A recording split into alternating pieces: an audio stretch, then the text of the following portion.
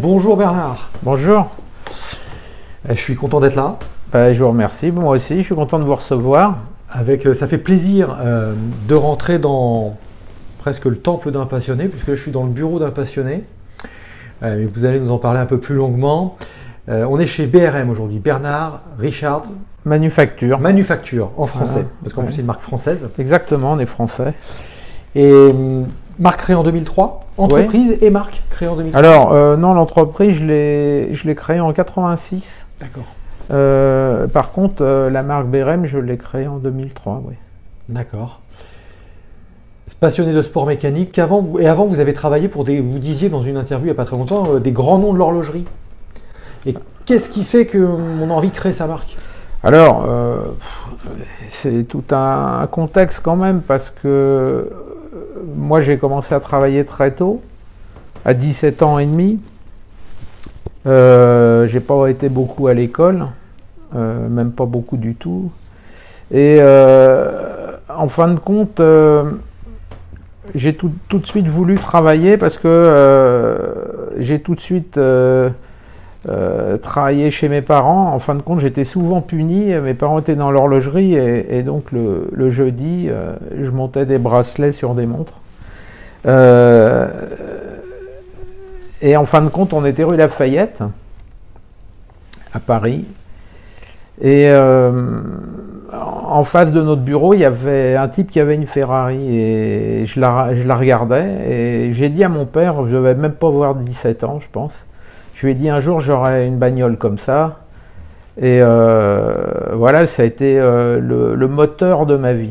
Le moteur, Voilà, c'est le moteur de ma vie, c'est d'avoir une belle voiture. Je suis amoureux des sports mécaniques et donc voilà, une Ferrari c'est quand même un très très joli moteur avec une très jolie carrosserie. Donc j'ai toujours travaillé pour y arriver, pour pouvoir m'acheter ce genre d'engin. Et c'est même pas pour rouler vite, ni pour rouler tout court, j'en ai plus en ce moment. Mais c'est juste, c'est un objet, c'est une manière de vivre que, évidemment, on peut trouver ça un petit peu tiré par les cheveux, mais c'est vraiment un objet, c'est une voiture. Il y en a qui vont collectionner des tableaux ou des sculptures, des œuvres d'art. Ce genre d'objet créé par des gens qui sont hyper passionnés avec un souci d'aboutissement, voilà, ça a été mon moteur jusque maintenant en tous les cas. En fait, c'est un objet d'excellence, là-dessus je crois qu'on est d'accord. Un passionné Enzo Ferrari pour en parler. Ouais. C'est un peu à l'image de vos montres, hein, parce que je suis client des montres évidemment. Oui, je vous remercie. On retrouve effectivement le souci de l'excellence, un peu comme sur une Ferrari. Sur une Ferrari ou sur d'autres marques hein, aussi. Alors, tout à l'heure, vous m'avez demandé si j'avais travaillé pour d'autres. J'ai à peu près travaillé pour tout le monde. Ici, chez BRM, on a à peu près travaillé pour tout le monde. C'est-à-dire, on a fait du stylo pour les plus grandes marques du monde. On a fait du briquet pour les plus grandes marques du monde aussi. On a fait des pendules, on a fait des montres joaillerie, des bijoux. Des boussoles, on a fait des tableaux de bord, on a fait à peu près tout ce qui pouvait avoir un lien de près ou de loin avec le luxe pour à peu près tout le monde. Je dis pas tout le monde, mais à peu près tout le monde, de toutes les grandes manufactures qu'il y a. En tous les cas en Suisse, on a travaillé pour une grande partie. Et ce qu'il faut savoir, c'est que il y a un moment, j'avais une lassitude de travailler pour les autres. En fin de compte, quand vous avez beaucoup de travail, parce qu'on était noyé de travail, vous avez la responsabilité des gens qui sont chez vous, hein, qui travaillent avec vous. Je me sens très responsable des collaborateurs que j'ai chez BRM, qui travaillent avec moi. Hein. On est intime, moi tout seul, je suis personne. Et en fin de compte, j'avais la lassitude que tous les ans, tous les 2 ans, tous les 3 ans, les gens que j'avais en face de moi changent. et que j'entende pas le même programme. Ça veut dire qu'il y en avait qui étaient tirés par un souci de qualité, d'autres qui étaient tirés par un souci de prix, d'autres par un souci de je sais pas quoi. Et moi, j'en avais ras-le-bol. Donc un jour, j'ai dit, je vais faire ma propre marque.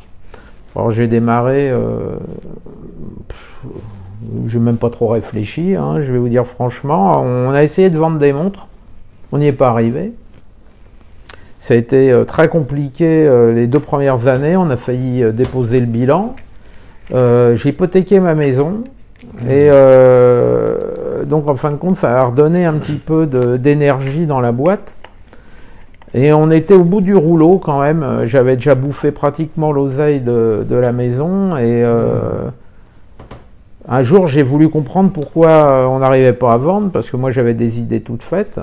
Je connaissais rien au marché, j'ai jamais fait d'études de marketing puisque j'ai déjà pas fait d'études tout court. Et donc en fin de compte, j'ai essayé de comprendre ce qui n'allait pas chez BRM. Et donc je suis allé voir les autres marques parce que j'avais jamais regardé les autres. Et je me suis dit, bah, t'es pas placé. Donc je suis rentré à la maison. Moi je sais pas dessiner. Je me suis mis derrière mon tour. J'ai travaillé toute la nuit derrière mon tour. J'ai tourné la première V12. Et dans un bout d'alu la nuit, avec des trous. Je pense que vous connaissez bien le produit. Et en fin de compte, j'ai fait un cadran en papier que j'ai peint. Enfin, j'ai tout bricolé à la main.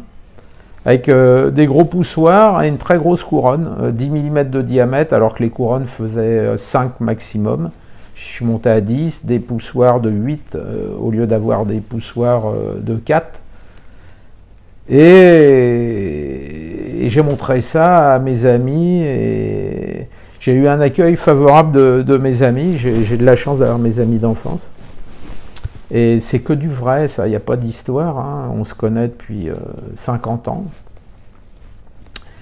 Et puis, je me rappelle, j'ai montré ça à mes secrétaires le lundi matin, et donc c'était « tu ne vas pas vendre ça, t'as vu, c'est énorme, la couronne elle est grosse, les poussoirs aussi », et j'ai dit bah, « justement, comme ça on va bien la reconnaître par rapport aux autres ». Et donc j'en ai monté 2-3, et puis on essayait de les vendre, on n'est pas arrivé à les vendre. Et j'ai eu de la chance, il y a quelqu'un de très connu du sport auto qui un jour en a acheté 2 d'un coup. Nous on n'arrivait pas à en vendre une et lui il en a acheté 2. Et à la portée, il y a tous les pilotes qui ont voulu en avoir et ça a démarré comme ça. C'est vraiment quelque chose d'incroyable. Même moi, j'ai du mal à y penser que ça m'est arrivé. Et ce pilote, on peut avoir... C'est pas un pilote, c'est quelqu'un d'important dans le sport auto. C'est un organisateur de championnat. D'accord. Voilà, alors je ne cite pas de nom, hein, évidemment, mais c'est quelqu'un qui a un poids dans la course auto. Un très gros poids. Un gros pouvoir de recommandation, évidemment. Et s'il a ce genre de montre au poignet, potentiellement... ça suscite la curiosité et ok. Là, pour ceux qui vont nous écouter, ce que je retiens extrêmement intéressant, c'est que vous cassez quelque part le code. À une époque où on a des montres qui sont des montres, vous me parlez alors on n'est pas technicien, moi non plus, sur des tailles en 5, vous avez dit 5 mm, vous sortez un truc en 10 mm, peut-être parce que vous avez des contraintes techniques, d'abord à l'époque ou... Bah, dans ma tête, je me suis surtout dit, en fin de compte, je me suis dit, il faut que ça soit pratique. Je me suis dit, je vais faire quelque chose qui est vraiment pour des gens comme moi, c'est-à-dire chaque morceau de la montre représente quelque chose de la course. Ouais. C'est-à-dire le boîtier, c'est un haut de piston, les numéros, c'est les numéros de course que j'ai pris sur des voitures. Les boutons poussoirs, je les ai pris sur un tableau de bord de voiture ancienne. À l'intérieur, ce qu'il y a sur le cadran, c'est comment dirais-je, la Mitrichman fer, c'est le profil d'un pneu. Le bracelet, il est aéré pour que la transpiration puisse passer à travers pour pas qu'on ait chaud. Chaque morceau de la montre, il vient vraiment de la course auto. Et donc, on a amené quelque chose qui était tellement différent des autres. C'est pour ça que ça a démarré, c'est parce que, en fin de compte, On n'est pas mieux que les autres, loin de là.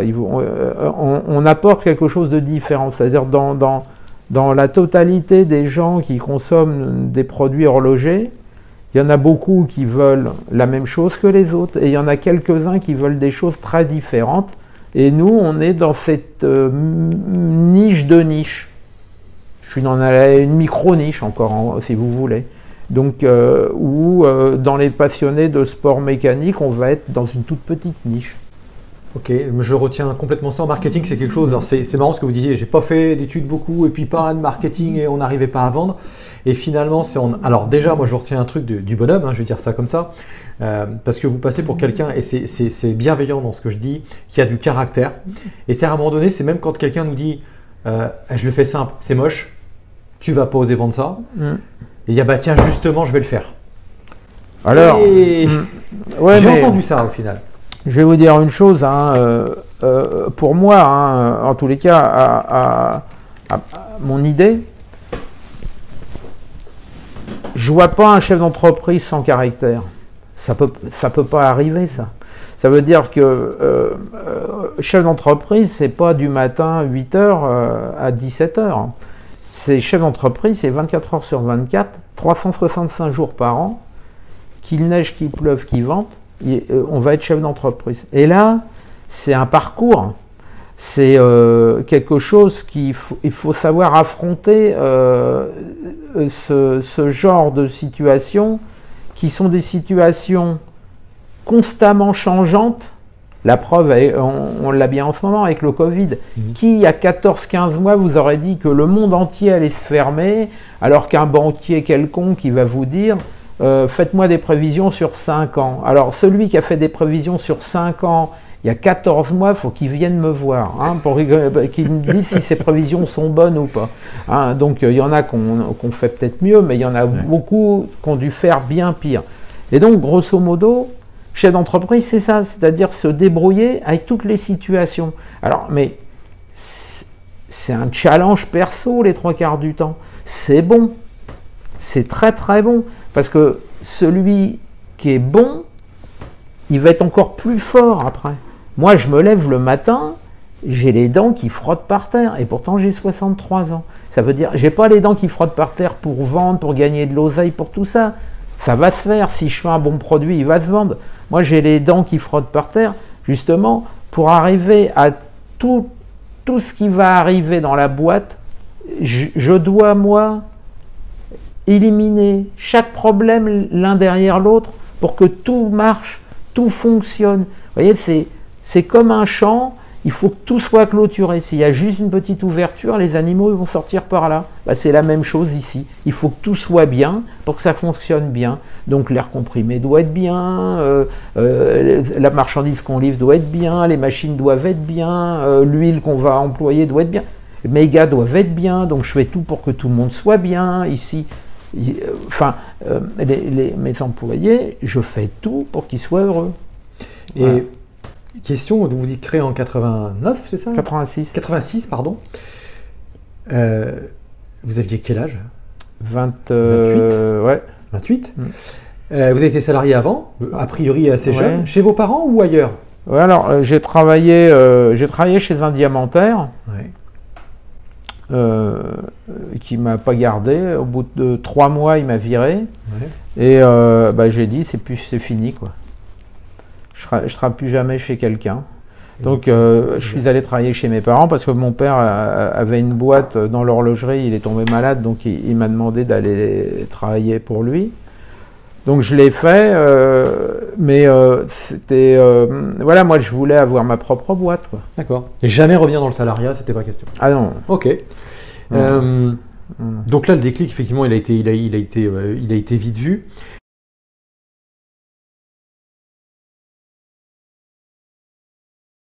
Une question qu'on se pose, bon, BRM, création 2003, on a du mal à vendre au début. Je ne crois pas à la chance, mais la chance a été provoquée en tout cas avec quelqu'un qui apprécie le produit, qui en parle, et au moins c'est parti pour une partie. Aujourd'hui, on vous voit, alors de mon point de vue de consommateur, de client, j'ai l'impression, quand j'ai pris contact avec vous, je me suis dit, oh, ça va être une multinationale pour voir le patron, ça va être compliqué. Pour la petite histoire, pour ceux qui nous écoutent, lorsque j'ai acheté ma première montre BRM, puisque je l'avais en tête, j'avais vu ce cycle sur des voitures de course, sur des circuits, des retransmissions de courses automobiles, et je vais au salon de l'auto et je trouve un revendeur en occasion. Et comme je me demande s'il n'y a pas des contrefaçons comme il en existe, je lui demande de me rassurer et il dit bah si vous voulez, il y a le patron, il est là, il est en bas. Donc je crois que c'est un canular au début. Et non, effectivement, il y a bien Bernard Richard sur son stand. Ben oui, oui. Il tient son stand au salon de l'auto et il me reçoit et il me prend ma montre et j'ai la meilleure preuve sociale comme on dit. Il la prend, il la retourne, il regarde le numéro, il dit ouais c'est une vraie. Et en plus je me dis ils sont de mèche les deux gars parce que et en plus à ce prix-là bah c'est pas cher parce que vu le prix de tel ou tel mouvement aujourd'hui, franchement c'est plutôt une bonne affaire. Donc là je suis le client conquis. Un autre truc que je trouve complètement dingue, c'est qu'un jour j'arrive pas à régler ma montre. Je dis je vais appeler le SAV de BRM. Et là, je dis, il y a une erreur. Je tombe sur le patron. Donc, je dis, c'est quoi l'erreur? Est-ce que ce jour-là, tout le monde, les membres du SAV étaient out? Mais d'avoir le patron en direct, c'est quoi? C'est une erreur ou c'est votre façon de faire? Ou je suis arrivé au bon moment, au mauvais moment d'ailleurs?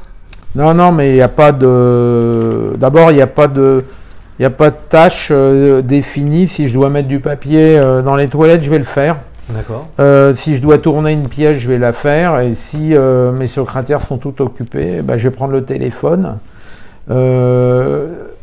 Si il manque quelqu'un à la gravure, s'il y a des pièces à graver, je vais rester le soir. Il n'y a pas de saut métier.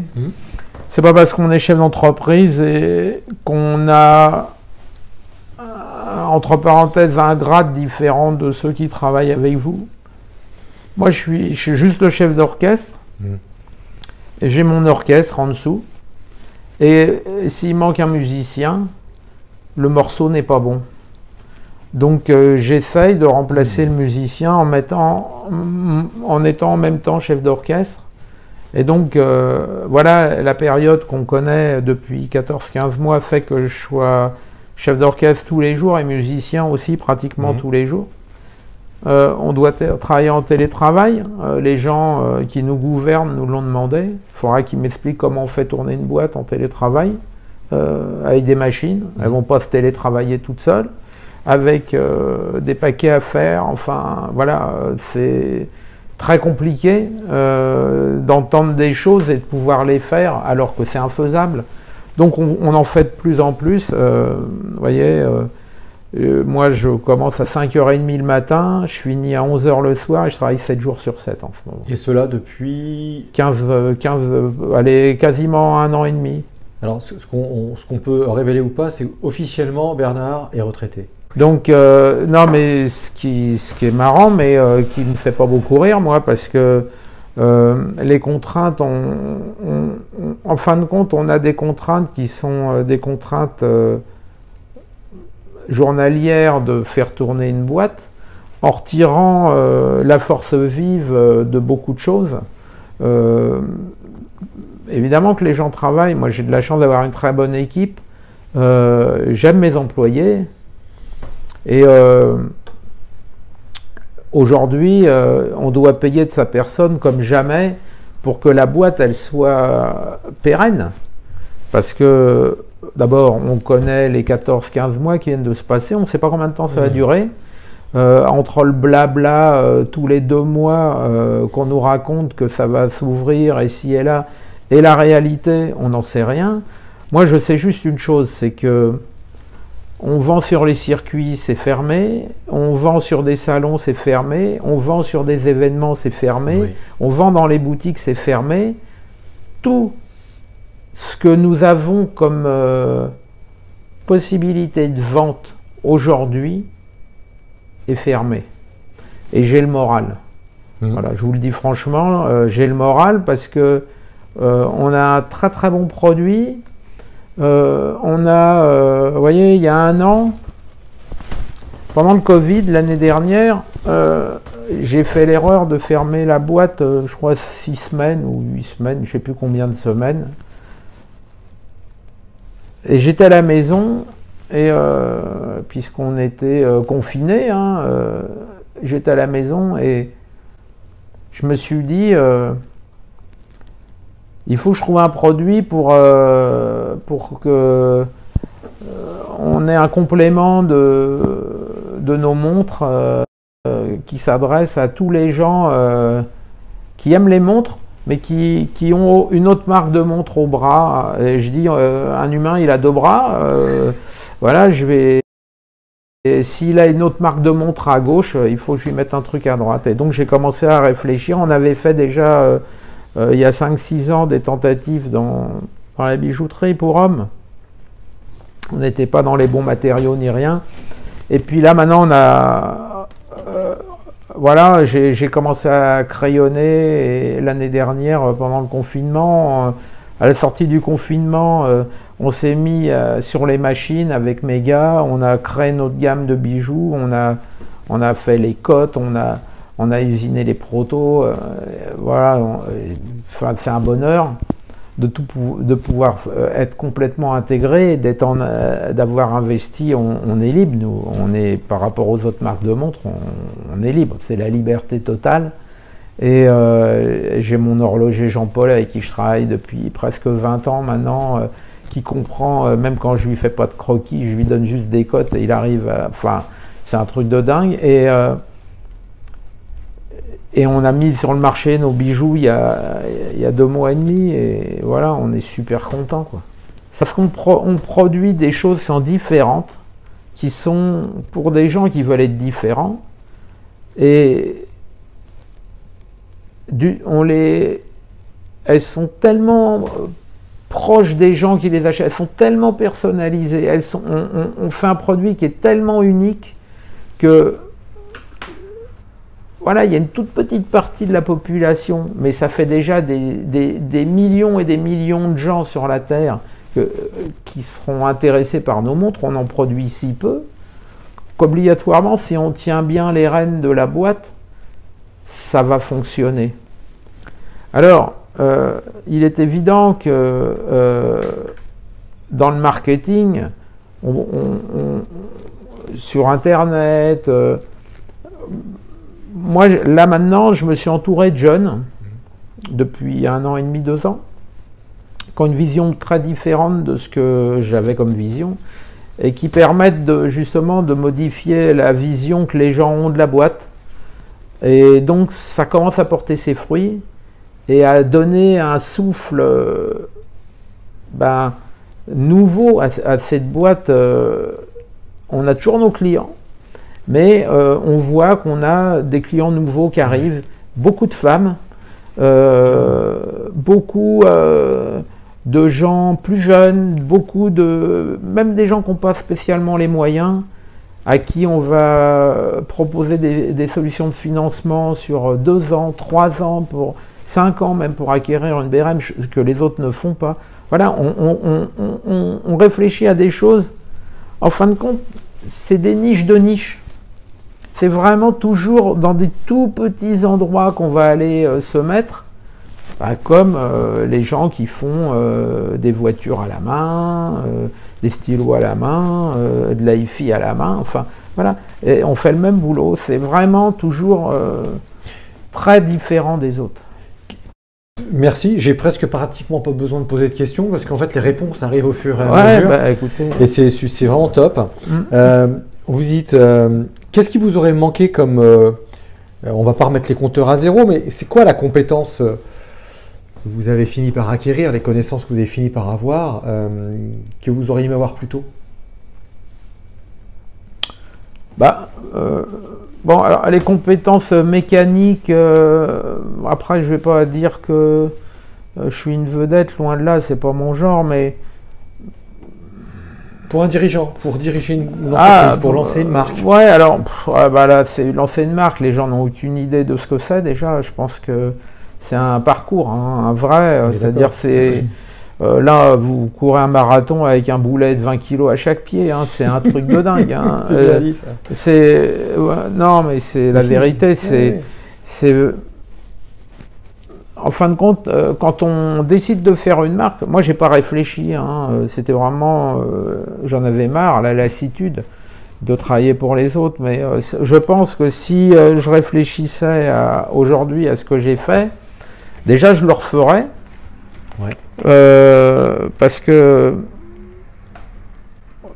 aujourd'hui, vous voyez, BRM, c'est une marque, on est une toute petite marque, hein, on ne va pas se cacher, mais on est une toute petite marque qui bouge beaucoup. Alors, tout à l'heure, vous avez dit, ouais, en venant ici, je m'attendais à une multinationale. Alors, multinationale, c'est qu'on on travaille déjà dans plusieurs nations, hein, donc déjà, c'est notre cas à nous. Hein, on travaille sur 5-6 pays dans le monde. Et vous vous rendez compte? Ça veut dire que tout reste à faire. Si y a des gens compétents qui prenaient les rênes de BRM derrière moi, ils peuvent rajouter des zéros au vent. Bah, imaginez quand même, on ne travaille pas en Chine, on ne travaille pas en Inde, non mais on n'est pas dans les grands pays, tout ce qui est Europe de l'Est, la Russie aussi, enfin tout ça on n'y est pas, ça veut dire qu'il y a tout à faire. États-Unis non plus? On est aux États-Unis, on a une filiale là-bas qu'on a ouvert il y a 17 ans maintenant. Alors, on travaille bien aux États-Unis, mais aux États-Unis, on peut faire multiplier par 10. Mais il faut juste s'en occuper. Vous savez, c'est comme tout. C'est une question de temps et d'argent. Derrière, il y a tellement de passionnés de voitures et de sport mécanique dans le monde que vendre des montres à ces gens-là, c'est pas... Il n'y a rien d'exceptionnel, hein. Ouais, donc il y a tout à faire, effectivement, et que... il y a tout à faire. Et là, tout à continuer. Il y a tout à continuer. Alors nous, on travaille, il y a tout à faire aussi. On travaille en France, on travaille aux États-Unis, on travaille au Japon, on travaille un petit peu en Malaisie, en Indonésie, un petit peu aux Philippines. Alors voilà, sorti de là, la voie est libre. Alors, avec la bijouterie qu'on est en train de faire, on voit les possibilités, c'est décuplé hein, quand même pour nous. Hein. Moi, je suis super optimiste. Hein. D'accord. Je suis super optimiste. On parlait du marché le marché, pardon, des acheteurs féminins.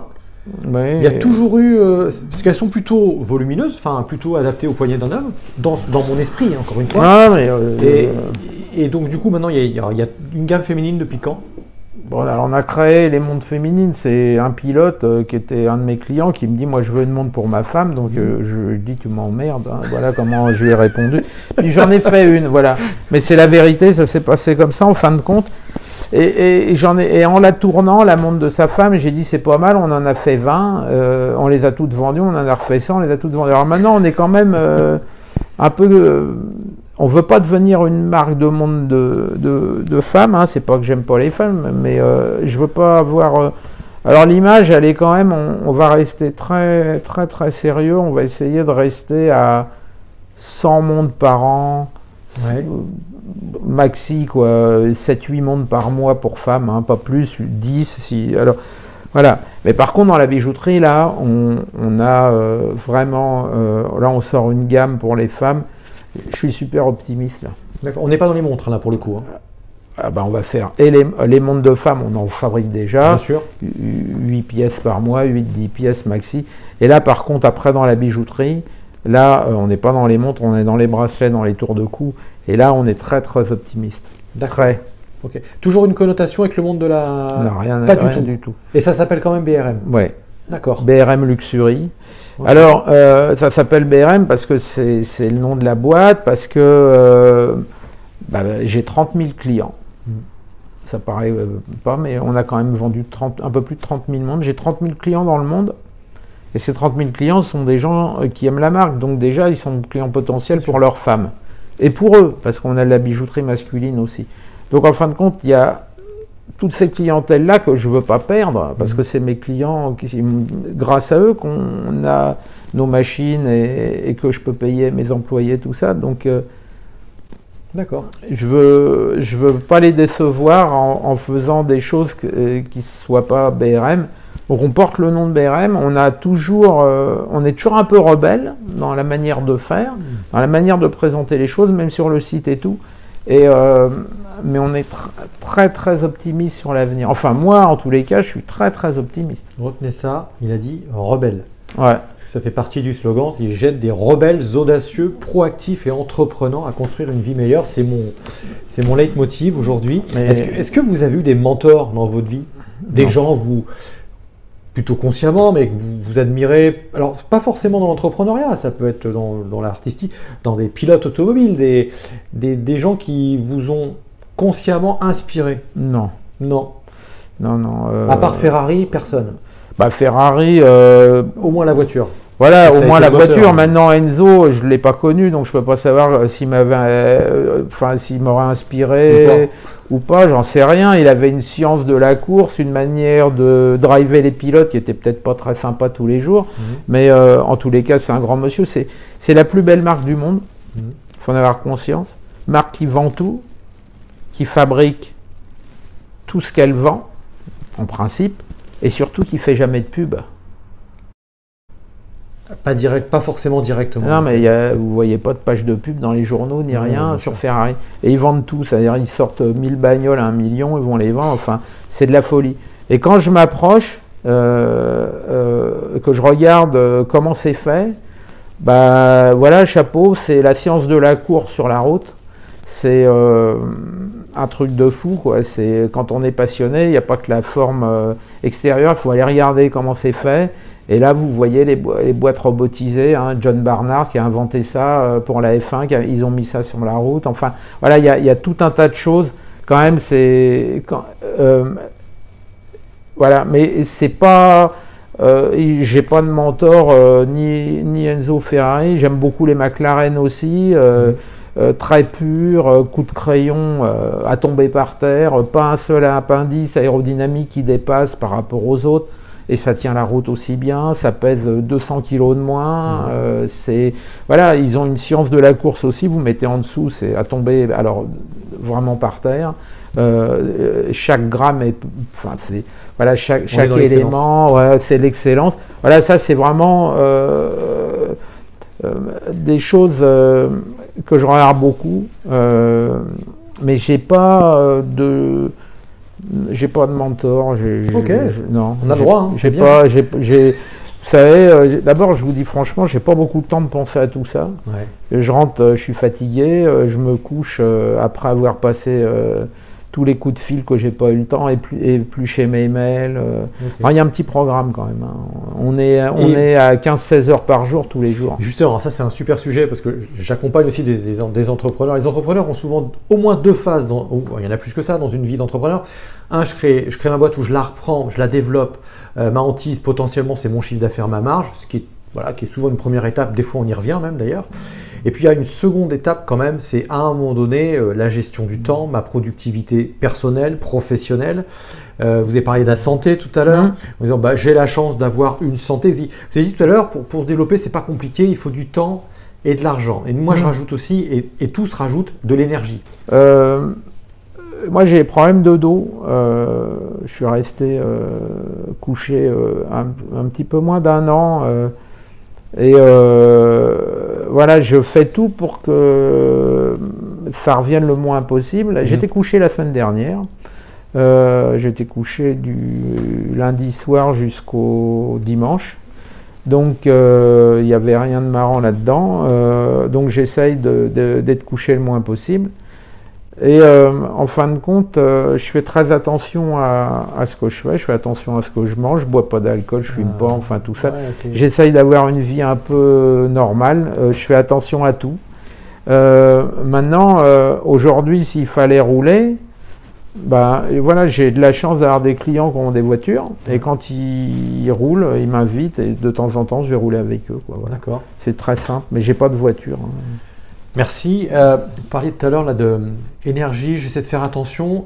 Du sport, du sport physique, pas mécanique, vous en faites encore, vous en avez un petit fait. peu de vélo. Peu de vélo, oui. Voilà, j'ai un vélo. Alors évidemment, ça va faire marrer les gens. J'ai un vélo électrique parce que je ne peux pas, en fin de compte, faire d'efforts dans les montées.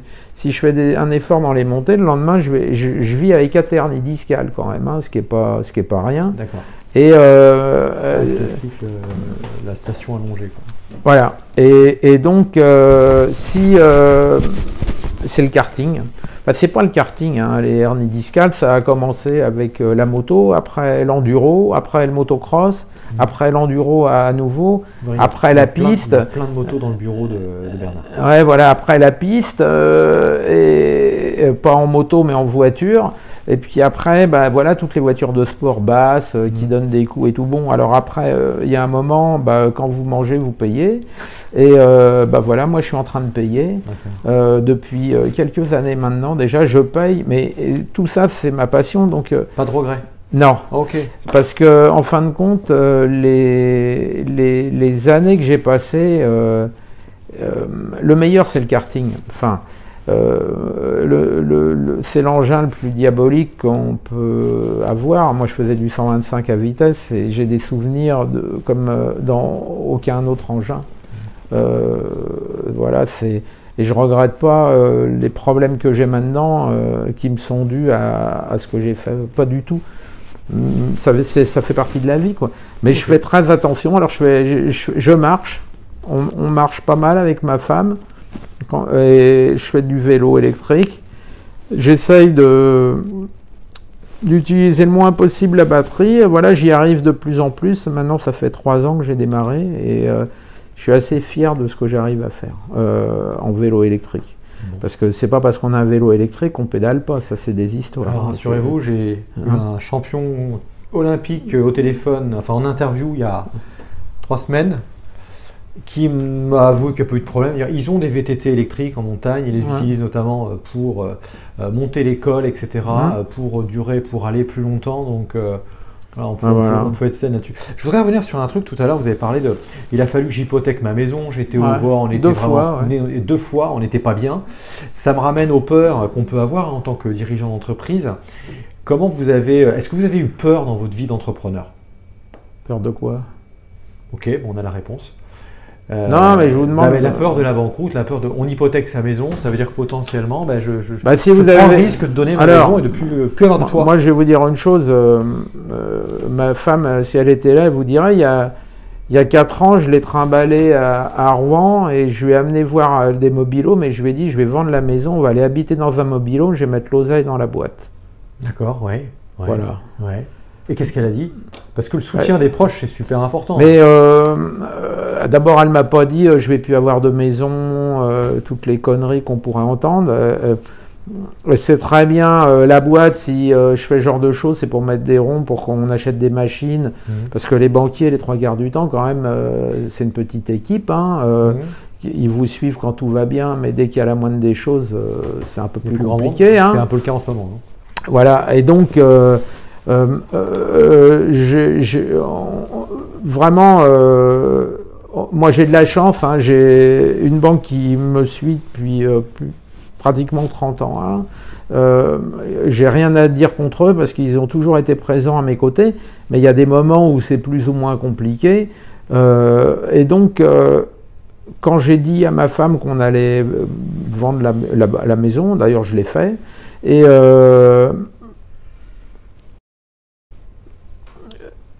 voilà, elle sait très bien que c'est passager, ça n'a pas duré à vie. Alors ça peut arriver, mais ça n'a pas duré à vie. Après, si on a peur, il ne faut pas se mettre chef d'entreprise.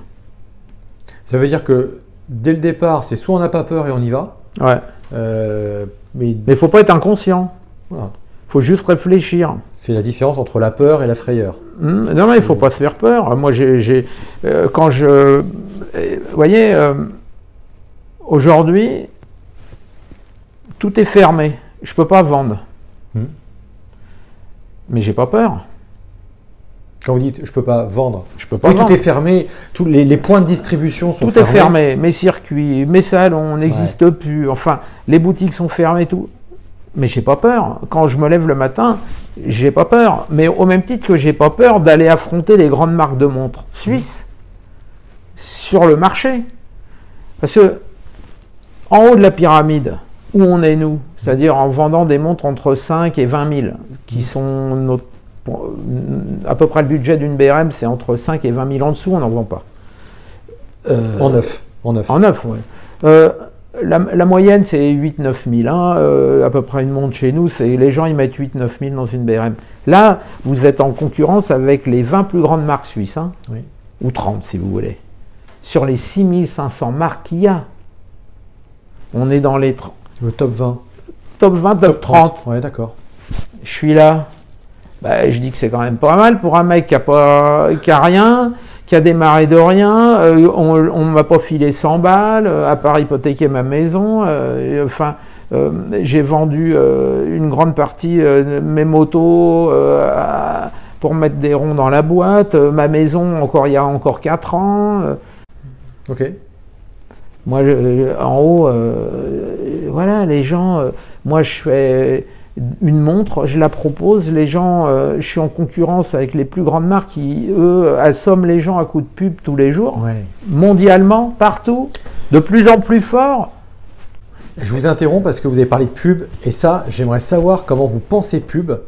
Parce que pour moi, BRM, quand je vois les pubs sur les circuits, je dis c'est quoi votre secret là, pour être sur les circuits? On a une belle PME française, vous parlez quand même de finances, de je réinjecte de l'argent dans ma boîte avec mes effets personnels, avec mon capital perso. On n'est pas, là, c'est pas le banquier qui dit les campagnes de pub, on connaît les coûts. Non, mais il y a des secrets, il n'y a pas de secrets. Alors, déjà, juste, moi je dois rien aux banques. Ouais. Voilà. Je ne dois pas 1 euro à une banque. Donc vous êtes 100% autofinancé. Ouais.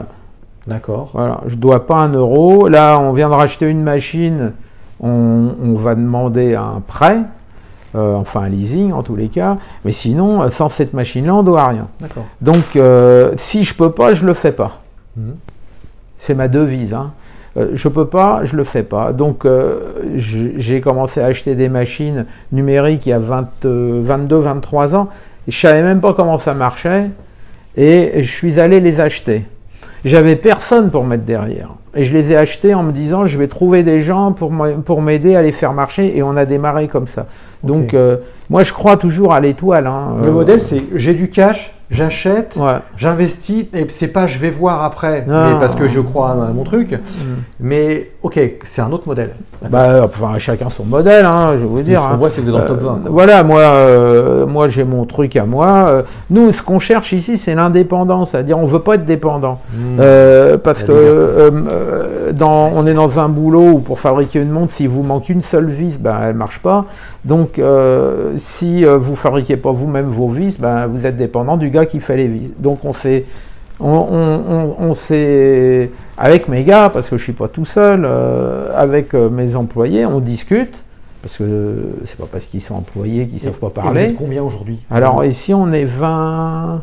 Avec chez Jean-Paul 21, 22 à peu près. BRM, c'est combien de personnes? Ouais, 22. Ouais. 22 personnes. Ouais, voilà.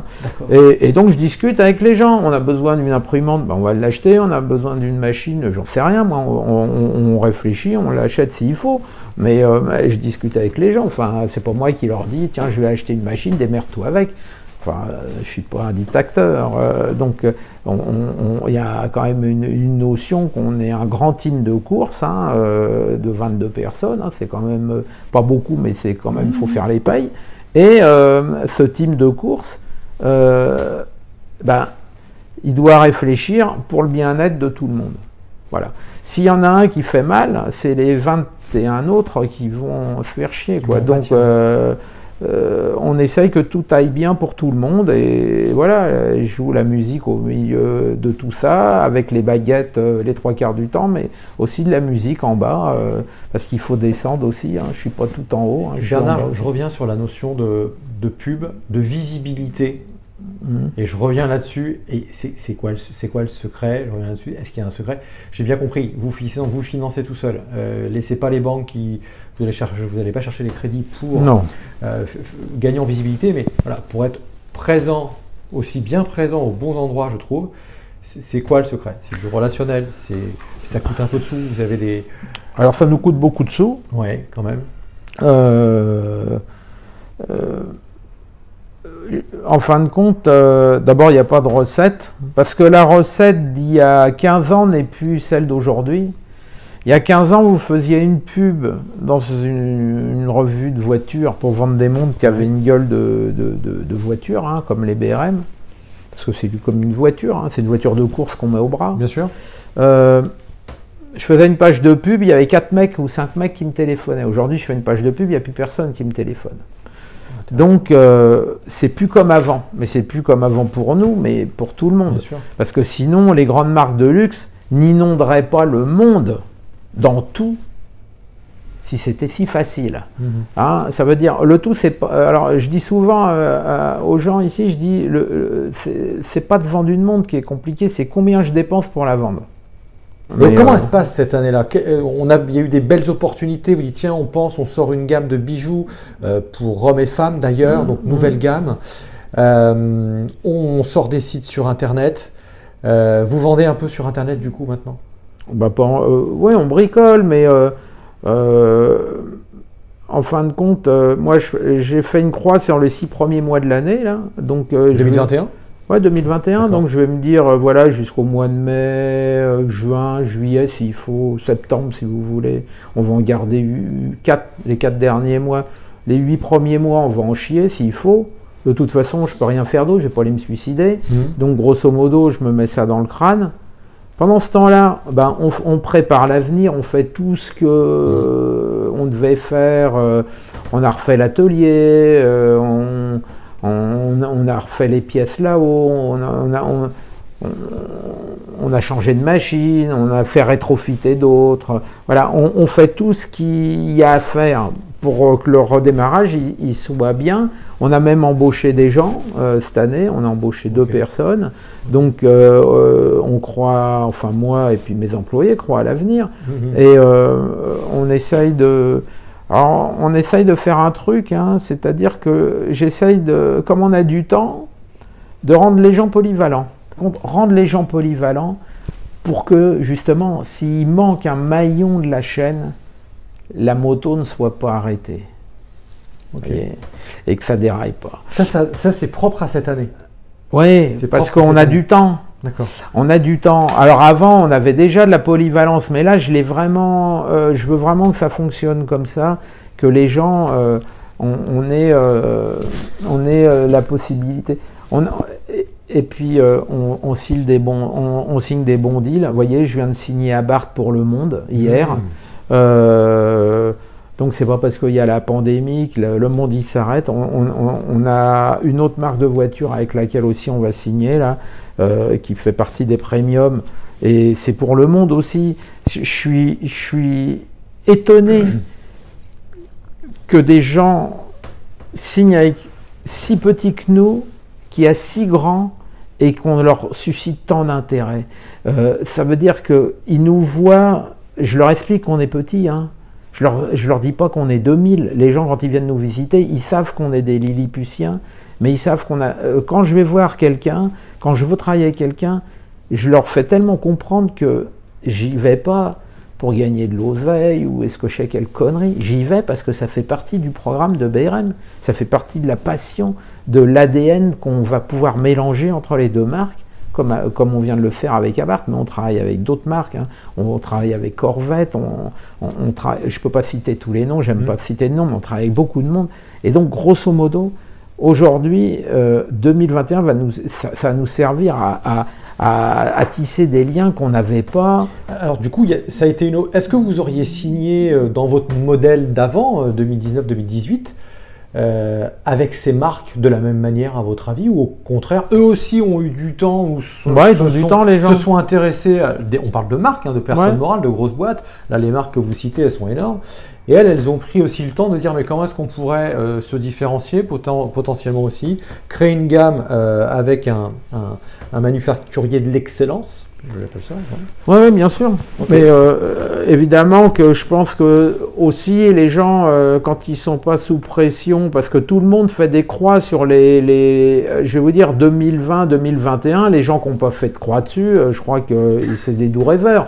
Et dans l'industrie en tous les cas, hein. Évidemment dans la grande distribution, dans les supermarchés, tout ça. Enfin, j'ai pas les chiffres, mais ils ont Voilà. cartonné. Ils ont cartonné. Non, mais imaginez un peu. Moi, j'ai des clients qui étaient par exemple dans les pièces d'avion. Ouais. Il y a 15 mois, on leur disait double ton usine, rachète des machines, emploie du monde, on est noyé et tout. 15 mois plus tard, les mecs, ils sont morts. Hein. Ils n'ont plus d'usine, plus de maison, plus rien. Enfin, moi, je parle à des clients qui ont des revers qui sont des chefs d'entreprise, qui roulaient dans des super belles bagnoles, qui se retrouvent à rouler à pied. C'est la vie. Voilà, c'est la vie de chef d'entreprise. On est chef d'entreprise. On parle de sous-traitants de l'industrie aéronautique. Hein, et puis il y en a d'autres. Hein. Non, il y a quand même des gens, attention, c'est chaud pour eux. Parce que on a des clients, enfin, dans mes 30 000 clients, j'en vois, j'en ai qui roulent en Boeing, hein, mais il y en a qui roulent à pied. Voilà, mais c'est la vie. Hein. Vous savez, on parle toujours, celui-là, il est devenu millionnaire. Mais avant, il y en a eu 1000 comme lui qui se sont cassés la gueule. Donc, on ne peut pas prendre que les bons exemples, il faut prendre aussi les mauvais. Les mauvais, c'est c'est pas parce qu'un gars, il n'a pas réussi, ou pas tout a été mis... parce qu'il y a toujours un facteur de chance, de temps, voilà, tout peut arriver. Oui, ça en clair, ça pouvait pas se deviner, c'est certain. Bernard, merci beaucoup. Un hyper instructif. Je pense que ça va être utile pour beaucoup d'entrepreneurs de tout niveau, de tout bord, avec quelques belles leçons de vie. Je ferai quelques extraits voilà, je vous adresserai ça comme on se l'est dit. Les projets pour le futur, j'en ai entendu parler. Des regrets, il n'y en a pas franchement. En conclusion, est-ce que vous avez, alors votre plus grande fierté entrepreneuriale s'il y en a une, et 2, votre citation préférée? Oui, alors, des fiertés, j'en ai pas, je suis pas fier, hein, donc j'ai pas de fierté. D'être toujours là, je crois que c'est déjà pas mal. Dans le top 30. Voilà, d'être toujours là et d'avoir on a tant de projets, nous. Voilà, je vous dis franchement, on a beaucoup de projets pour l'avenir. Donc, je vois très bien les choses pour nous. Voilà, ça c'est un truc, j'en suis certain. Ah oui.